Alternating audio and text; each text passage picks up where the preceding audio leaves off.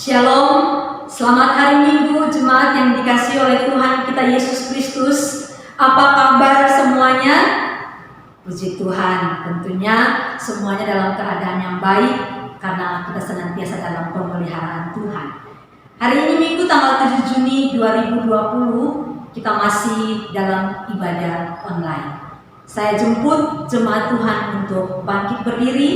Mari bersama-sama kita menaikkan pujian Nafiri Rohani 119 bait 1-nya.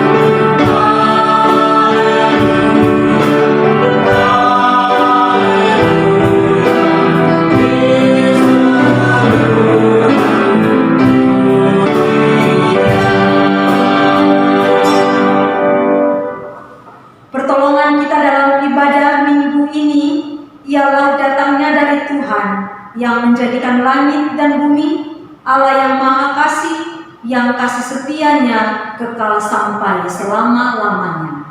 Amin. Kasih karunia dan damai sejahtera dari Allah Bapa kita dan dari Tuhan Yesus Kristus menyertai saudara. Juga menyertai saudara.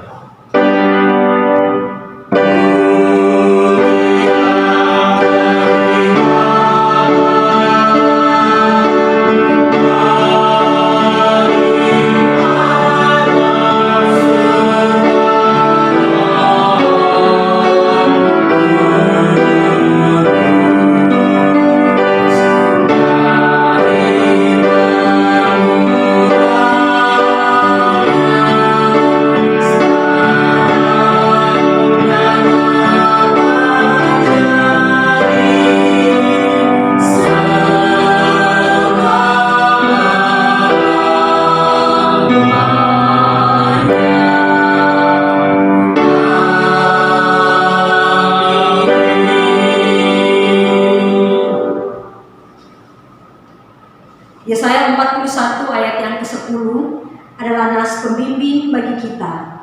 Janganlah takut sebab aku menyertai engkau. Janganlah bimbang sebab aku ini Allahmu. Aku akan meneguhkan, bahkan akan menolong engkau. Aku akan memegang engkau dengan tangan kananku.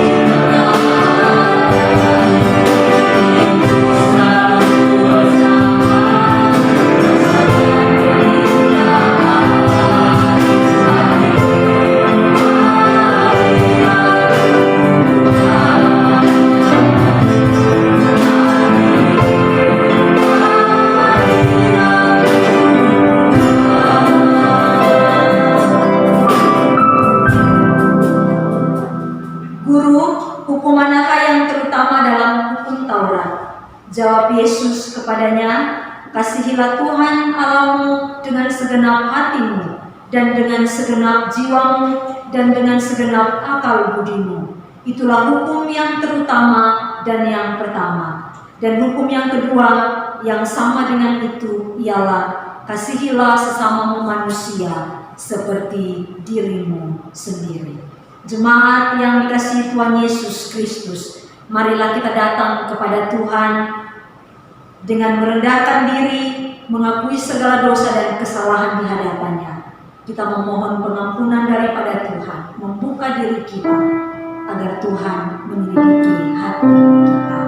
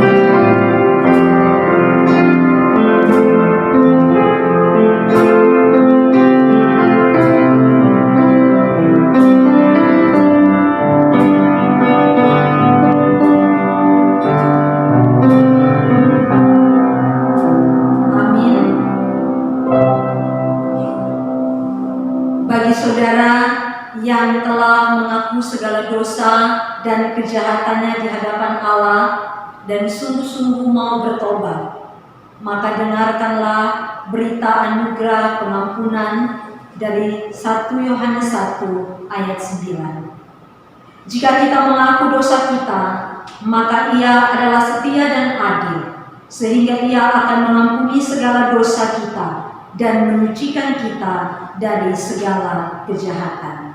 Maka berdasarkan firman Tuhan ini, sebagai hamba Yesus Kristus, saya memberitakan bahwa pengampunan dosa telah berlaku bagi kita di dalam nama Bapa, Anak, dan Roh Kudus. Amin.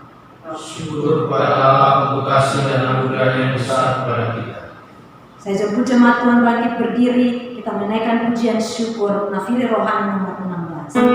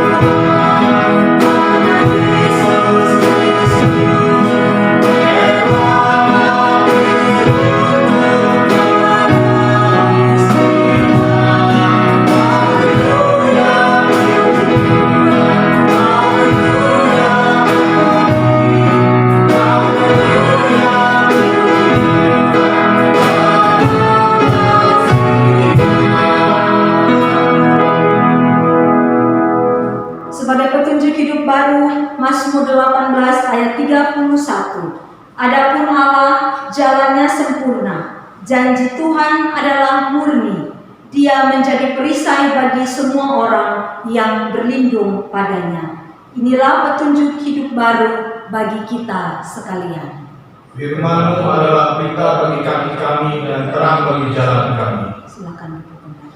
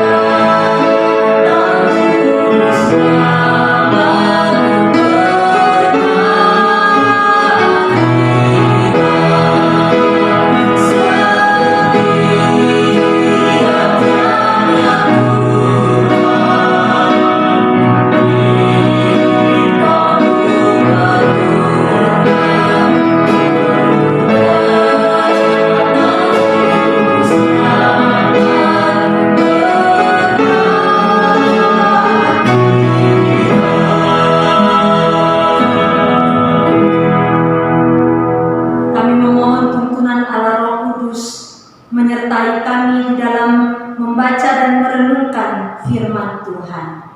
Maka kebenaran yang akan kami sampaikan adalah datangnya daripada Tuhan yang meneguhkan kami, yang mencerahkan kami, yang membawa kami kepada pengertian dan pemahaman yang baik tentang Tuhan Yesus Kristus.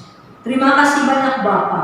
Kami serahkan untuk waktu pemberitaan firman Tuhan ini ke dalam tangan-Mu. Di dalam nama Yesus Kristus kami berdoa. Amin.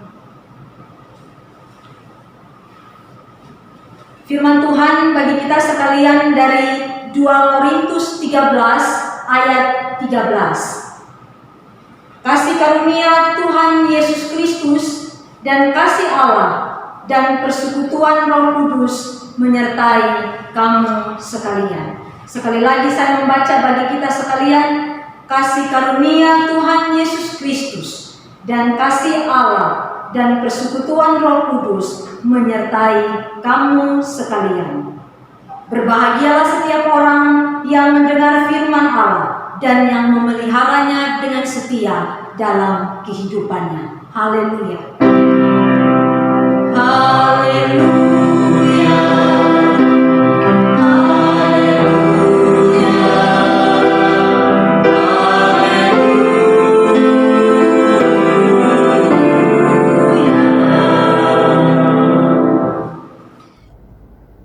Bapak Ibu Saudara yang dikasihi oleh Tuhan Yesus Kristus, kalimat kasih karunia Tuhan Yesus Kristus, kasih Allah dan persekutuan Allah Roh Kudus menyertai kamu sekalian adalah kalimat-kalimat yang tidak asing lagi bagi kita atau cukup familiar di telinga kita.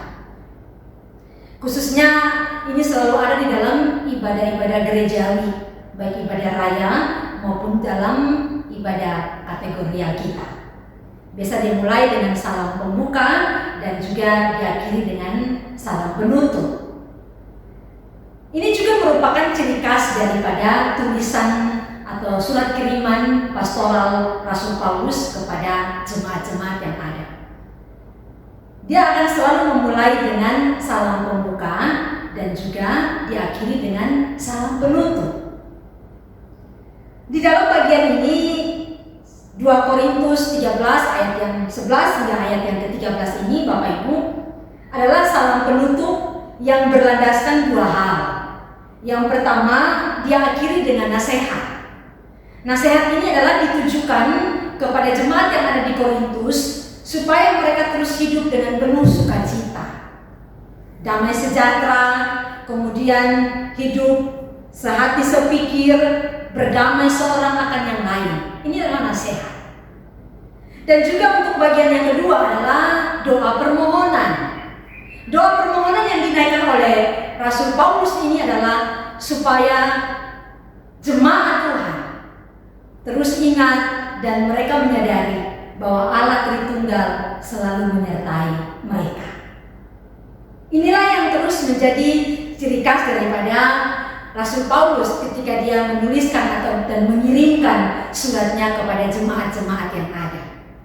Maka Bapak Ibu Saudara-saudara yang dikasihi oleh Tuhan Yesus Kristus, ayat 13 yang sudah kita baca tadi berbicara tentang Allah Tritunggal, ketritunggalan itu sendiri.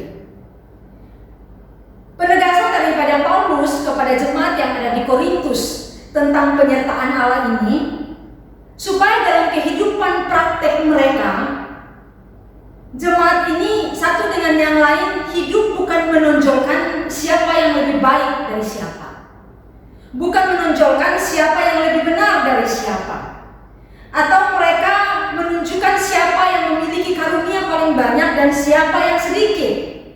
Bukan itu. Tetapi perenungan ini terus diarahkan kepada jemaat dalam penyertaan Allah, supaya mereka tahu dan mereka ingat betul dalam diri mereka bahwa ada kesatuan yang mau ditunjukkan di dalamnya. Dan kesatuan itu ada di dalam ketritunggalan itu sendiri, yaitu ada Allah Bapa, Allah Anak, dan juga Allah Roh Kudus. Bapak Ibu, mari sejenak kita belajar tentang Allah Tritunggal. Tritunggal berarti satu Allah, tunggal, esa, dalam tiga pribadi. Sebutan Allah Tritunggal ini memang tidak tercatat secara terbuka di dalam Alkitab. Tapi bisa kita lihat dalam beberapa ayat yang menyebutkan tentang keesaan dari Allah Tritunggal itu. Misalnya dalam Kejadian 1 ayat 26a dikatakan, berfirmanlah Allah, baiklah kita menjadikan manusia menurut gambar dan rupa kita. Kata kita sudah menunjukkan tentang keesaan Allah Tritunggal. Yang kedua dari Ulangan 6 ayat yang keempat dikatakan, dengarlah hai orang Israel, Tuhan itu Allah kita, Tuhan itu Esa. Bicara juga tentang keesaan Allah Tritunggal. Maka kalau kita bicara tentang Allah Tritunggal, itu bicara tentang Allah Bapa, Allah Anak, Allah Roh Kudus dengan peran mereka masing-masing. Mari kita lihat tentang pribadi Allah yang pertama, yaitu Allah Bapa. Allah Bapa berperan sebagai pencipta. Dalam Perjanjian Lama, Dia menyatakan dirinya kepada bangsa Israel dan juga kepada para nabi. Kemudian Allah di dalam pribadi yang kedua, yaitu Yesus Kristus. Di dalam Perjanjian Baru, Allah yang dalam kemuliaan turun dalam kehinaan menjadi manusia dan memberikan keselamatan kepada umat manusia yang telah berdosa. Maka berperan sebagai penyelamat, sang penyelamat yang membawa kita jalan satu-satunya ke surga, yaitu Tuhan Yesus. Dialah yang memberikan kita satu relasi yang telah dipulihkan, baik kita dan juga dalam relasi dengan Bapa. Kemudian kita lihat dalam pribadi yang ketiga, yaitu pribadi Allah Tritunggal, Roh Kudus. Di dalam masa Pentakosta, kehadirannya berperan untuk menyertai, menolong, bahkan mengingatkan kita akan segala dosa-dosa kita, dan memberikan kita wahyu, penyertaan untuk melihat kebenaran dalam percaya kepada Tuhan Yesus Kristus. Maka Bapak Ibu Saudara-saudara yang dikasihi oleh Tuhan Yesus Kristus, kalau melihat Allah Tritunggal dalam kemahakuasaannya, dalam segala penciptaan yang ada, terus menyatakan diri kepada umat Tuhan, maka sebenarnya Bapak Ibu dan saya adalah orang-orang yang paling bersyukur, karena kita ada di dalam masa anugerah, masa di mana kita nggak ada dalam zaman PL yang menantikan Tuhan Yesus. Kita Kita nggak ada di dalam zaman perjanjian baru yang menantikan Roh Kudus. Kita sudah memiliki semuanya di dalam diri kita. Maka itu yang harus menjadi keyakinan dalam diri kita, iman percaya kita, bahwa Allah Tritunggal selalu menyertai kita. Saudara-saudara yang dikasihi oleh Tuhan Yesus Kristus, berbicara tentang Allah Tritunggal menyertai kita sebagaimana tema kita hari ini. Orang selalu bilang begini, mana buktinya kalau Tuhan menyertai saya? Toh kenyataan dalam hidup sampai hari ini saya masih susah-susah saja.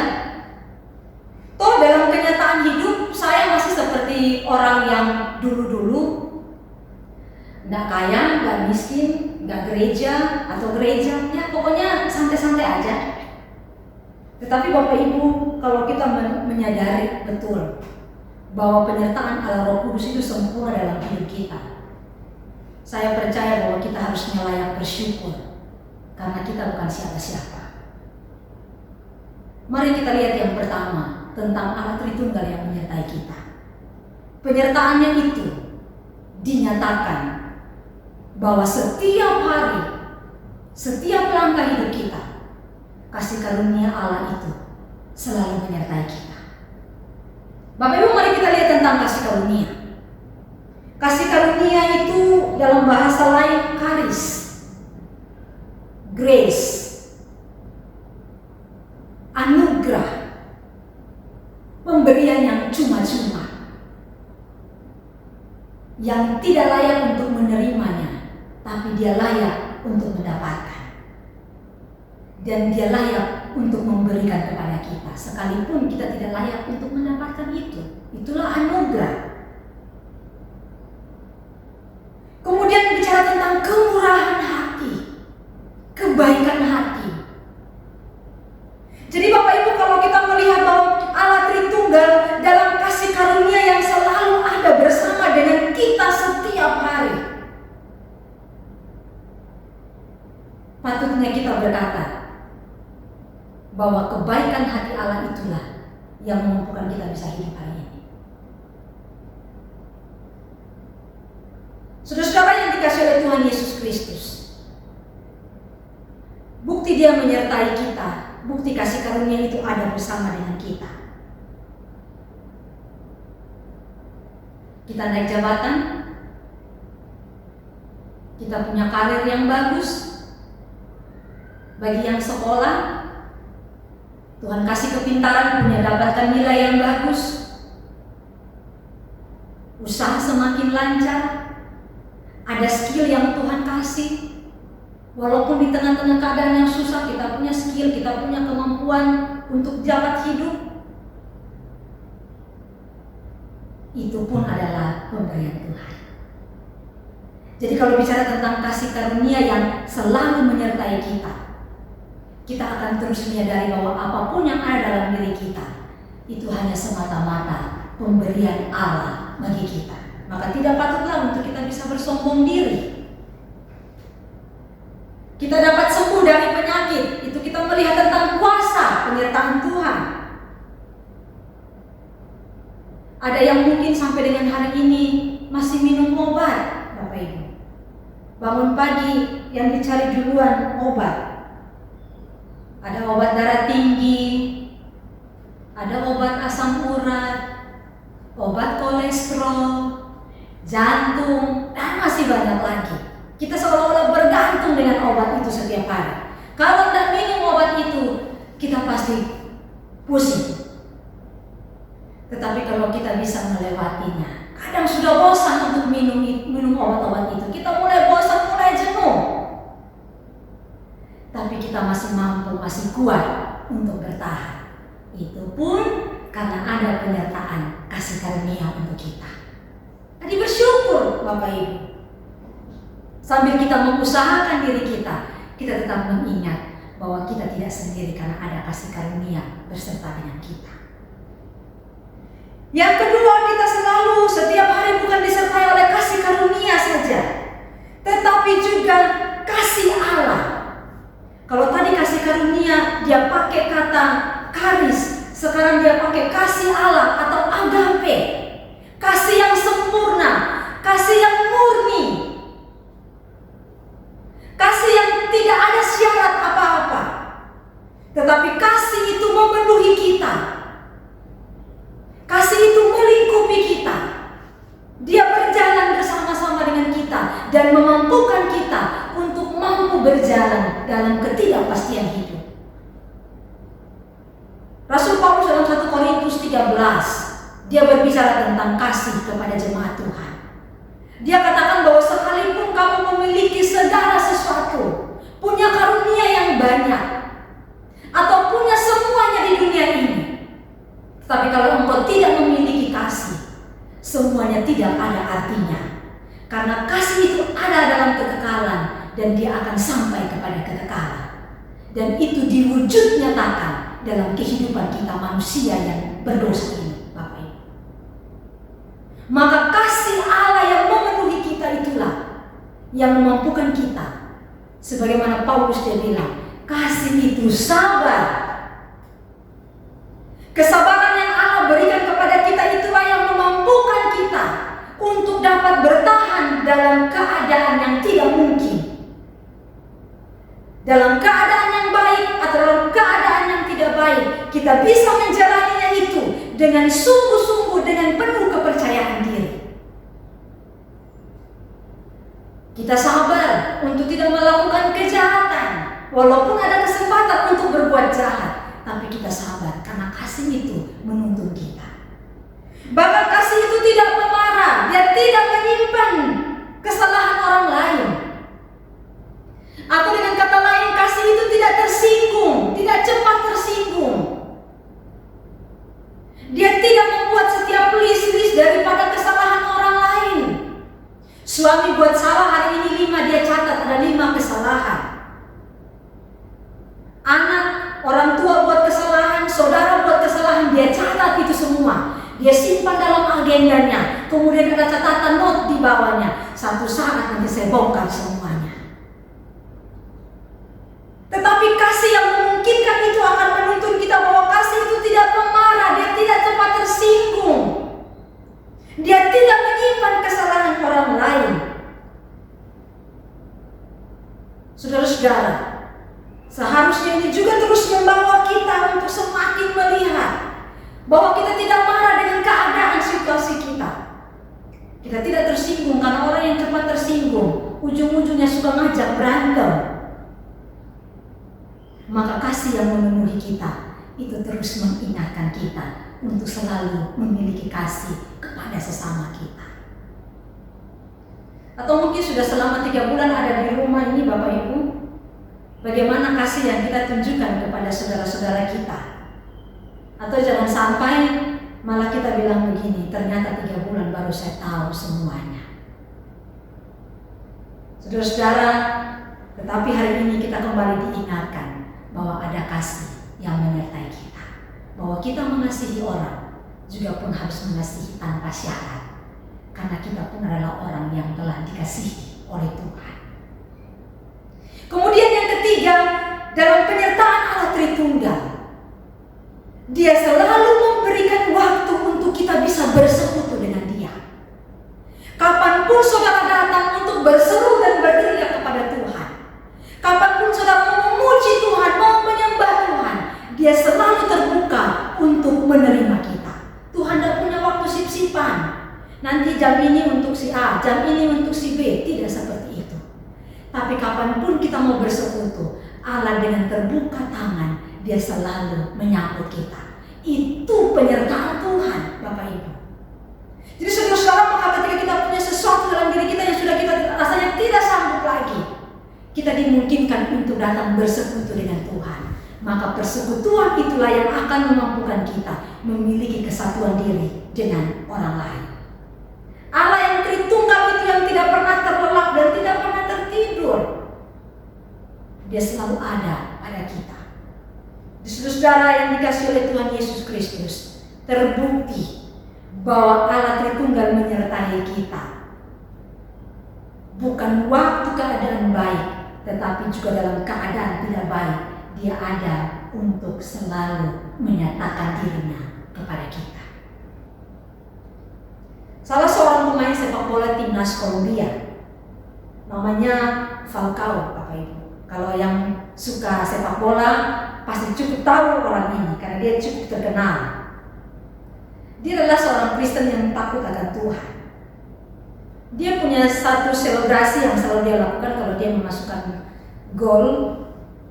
Dia selalu buka baju timnasnya, kemudian dia menunjukkan tulisan di dalam kaos dalamnya itu.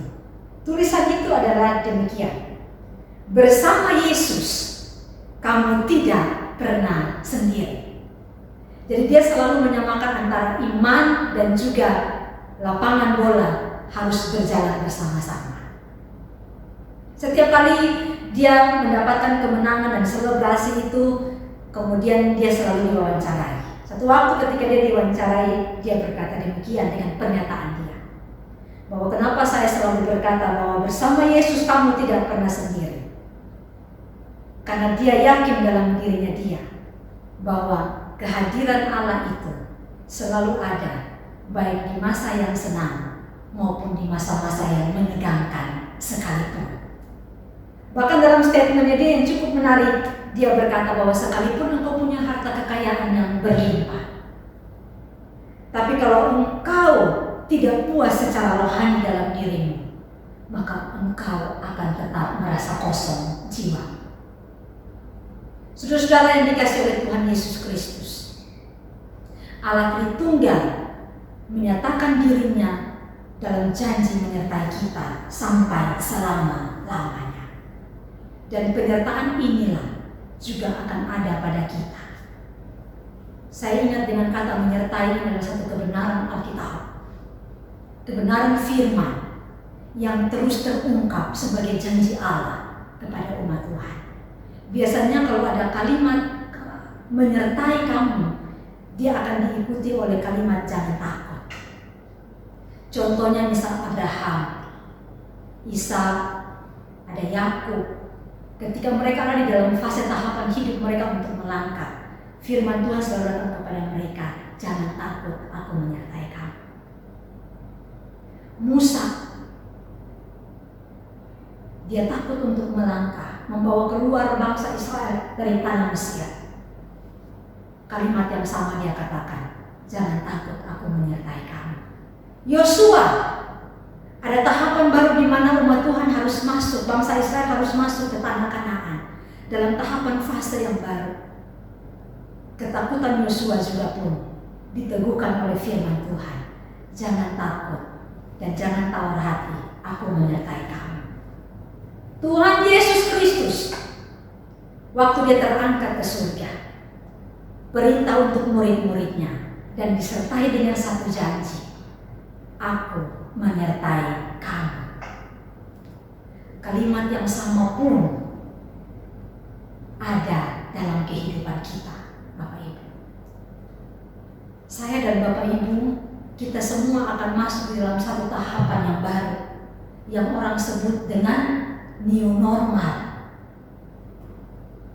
Yang baru tapi yang normal, tapi ada tahapan-tahapan baru yang harus kita ikuti. Ada yang sudah siap untuk berdagang kembali. Ada yang sudah siap untuk mengikuti jenjang pendidikan lagi yang baru. Ada yang mulai bekerja di kantor. Ada yang mungkin sudah mulai ibadah. Dan kita juga akan beribadah lagi di gereja. Kita masuk dalam satu tahapan new normal. Tetapi janji yang sama untuk kita, aku menyertai kamu, itu tidak pernah berubah sampai selama-lamanya. Jadi kalau Tuhan yang sama, kalau Allah Tritunggal, dia berkata bahwa aku menyertai kamu, kenapa saya harus takut untuk melangkah? Amin. Mari kita saat teduh.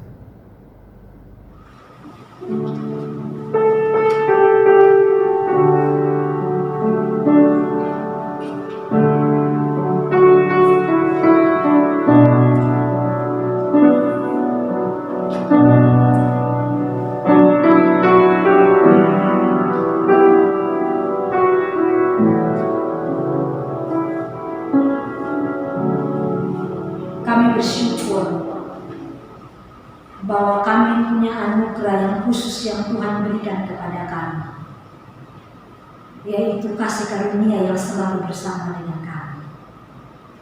Kasih Allah yang tidak pernah berhenti dalam hidup kami. Dan kami dimungkinkan oleh Tuhan untuk bersekutu, berelasi dengan Tuhan. Terima kasih karena Tuhan menyertai kami. Amin. Saya jemput jemaat Tuhan untuk bangkit berdiri.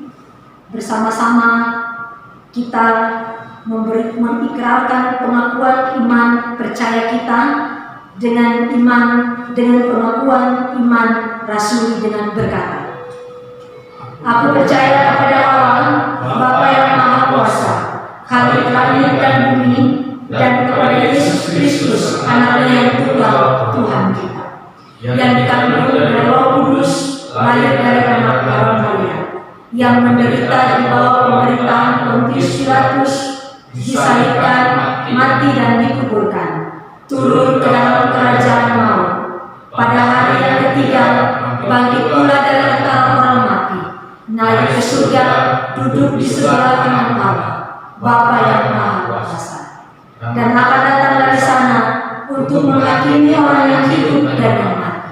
Aku percaya kepada Roh Kudus, gereja yang kudus dan am, persekutuan orang kudus, pengampunan dosa, kebangkitan orang mati, dan hidup yang kekal. Amin. Kita akan masuk dalam doa syafaat. Saya akan memimpin kita dalam doa, yaitu untuk pemerintahan dan juga penginjilan di luar negeri dan bagi jemaat yang berulang tahun. Mari kita berdoa. Kami mengucap syukur atas anugerah Tuhan bagi bangsa Indonesia. Terima kasih untuk negeri ini. Kami bersyukur bahwa hikmat penyertaan Tuhan menyertai para pemimpin-pemimpin kami. Kami juga bersyukur untuk TNI Polri, kami bersyukur untuk para medis, kami bersyukur untuk semua pemimpin-pemimpin ini. Terima kasih karena anugerah Tuhan memungkinkan mereka sehingga boleh memperhatikan rakyat yang ada. Kami bersyukur atas segala kemurahan dan kebaikan Tuhan yang tidak pernah berkesudahan dalam hidup umat-Mu. Kami berdoa hari ini tetap berserah diri dan memohon kasih karunia daripada Tuhan untuk negeri ini. Kami percaya bahwa di tengah-tengah masa ini kami punya Allah Tritunggal yang hadir memimpin dan menuntun setiap langkah hidup kami. Wabah pandemi COVID-19 sebagai bencana nasional yang masih terus ada di negeri ini, kami tetap berserah kepada Tuhan. Namun di tengah-tengah situasi ini, kami diberikan kesempatan untuk bekerja, kami diberikan kesempatan untuk melakukan semua aktivitas kembali. Secara khusus gereja-gereja Tuhan dimungkinkan dan diizinkan untuk kembali beribadah di rumah Tuhan. Kami berdoa secara manusiawi, kami punya ketakutan ya Tuhan. Tetapi hari ini kami berserah kepada Tuhan pemilik negeri ini. Kami berdoa kiranya Tuhan memberkati seluruh negeri ini dari Sabang sampai Merauke. Persoalan bangsa bahkan persoalan dunia tentang pergumulan ini, kami percaya bahwa Allah Tritunggal menyelesaikannya bagi kami. Tuhan Yesus, kami berdoa kiranya hikmat daripada Allah dinyatakan bagi pemerintahan kami. Semua kebijakan-kebijakan yang mereka ambil dan putuskan itu menjadi kebijakan yang baik bagi masyarakat Indonesia. Kami juga berdoa untuk penginjilan yang ada di luar negeri, negara Maroko dan juga suku Banjar. Hamba-hamba Tuhan yang melayani, bahkan setiap anak-anak Tuhan di sana, kami serahkan mereka ke dalam tangan Tuhan. Bahkan juga pemerintahan yang ada di negara Maroko, Afrika Utara. Lawatan Tuhan juga bagi mereka untuk menangani persoalan COVID-19. Tuhan Yesus, kami berdoa untuk suku Banjar pemerintahan yang ada kiranya terus memperhatikan suku Banjar, masyarakat di sana terus berdisiplin dan menjaga diri lebih baik untuk kehidupan yang lebih bagus lagi. Kami bersyukur untuk jemaat yang berulang tahun, untuk saudara Randy Immanuel tanggal 4 Juni, untuk Ibu Devita Kurniawan tanggal 6 Juni, dan juga Bapak Yakub Hamdi di 6 Juni. Kami berdoa Tuhan memberkati mereka di usia yang baru. Tuhan Yesus tolong seluruh jemaat-Mu. Kami serahkan untuk seluruh jemaat-Mu ke dalam tangan Tuhan. Kami akan masuk di dalam satu fase tahapan yang baru, yaitu new normal. Yang mulai bekerja, yang bersekolah, kuliah, bahkan seluruh usaha-usaha akan kembali aktif kembali. Gereja-gereja, kami berdoa Tuhan berkati jemaat-Mu. Tuhan topang mereka, Tuhan tolong mereka, sehingga apapun yang mereka lakukan senantiasa disertai oleh Tuhan. Kiranya Tuhan memelihara mereka, yang sakit Tuhan sembuhkan, yang putus asa, harapan kasih karunia itu ada pada mereka. Tuhan topang setiap kami, Tuhan lawat setiap kami, dan Tuhan berkati setiap kami. Terima kasih banyak Bapa. Inilah doa syukur dan syafaat yang kami naikkan di dalam nama Tuhan Yesus Kristus yang mengajar kami berdoa demikian. Bapa kami yang di surga, dikuduskanlah nama-Mu, datanglah kerajaan-Mu, jadilah kehendak-Mu di bumi seperti di surga.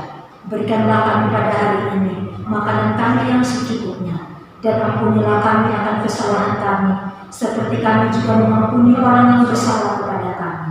Dan janganlah membawa kami ke dalam pencobaan, tapi lepaskanlah kami daripada yang jahat, karena Engkau yang mempunyai kerajaan dan kuasa dan kemuliaan sampai selama-lamanya. Amin. Jemaat yang terkasih, dalam penuh sukacita dan kerelaan, marilah kita memberikan ungkapan rasa syukur kita dengan memberikan persembahan, dilandasi dengan firman Tuhan dari 2 Korintus 8 ayat 12. Sebab jika kamu rela untuk memberi, maka pemberianmu akan diterima. Kalau pemberianmu itu berdasarkan apa yang ada padamu, bukan berdasarkan apa yang tidak ada padamu.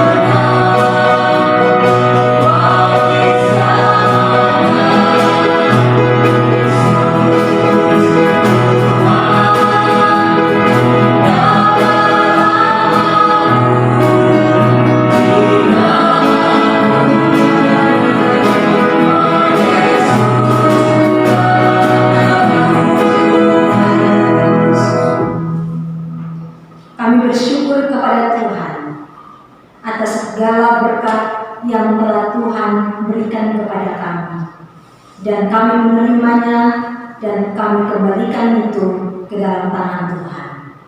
Persembahan ini biarlah menjadi berkat dalam pelayanan Tuhan di Gereja Kristus Taruna dan juga keberlangsungan pelayanan-pelayanan yang ada. Terpujilah Tuhan, dalam nama Yesus Kristus kami bersyukur. Amin. Saya jemput jemaat bangkit berdiri. Jemaat sekalian, pulanglah dengan sukacita dan damai sejahtera. Kami pulang dengan penuh sukacita dan damai sejahtera Tuhan. Arahkanlah hatimu senantiasa kepada Tuhan. Kami mengarahkan hati kami senantiasa pada Tuhan Gembala kami yang baik. Jadilah saksi Tuhan yang setia. Kami siap menjadi saksi-saksinya yang setia. Berikanlah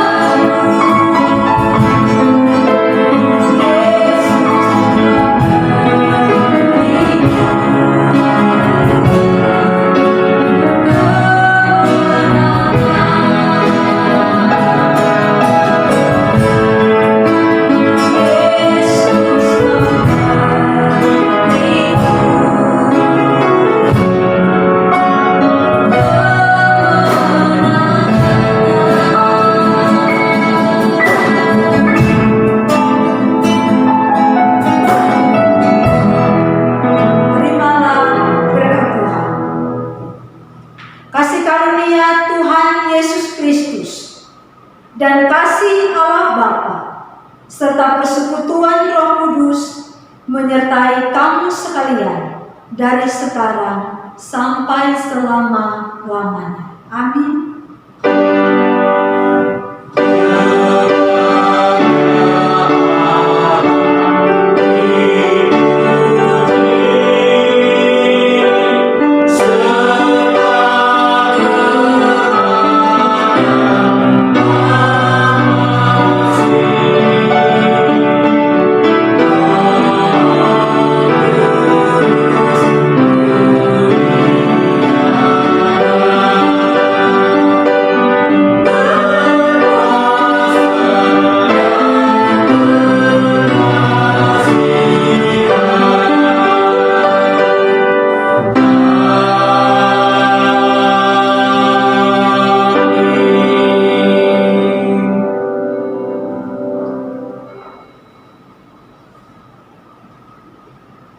Ibadah kita selesai, jemaat kita masih tetap akan mengikuti ibadah online sampai kita menunggu pengumuman atau keputusan dari Sinode Gereja Kristus kapan waktunya untuk kita akan beribadah di gereja dengan segala peraturan yang ada. Tuhan berkati, salam.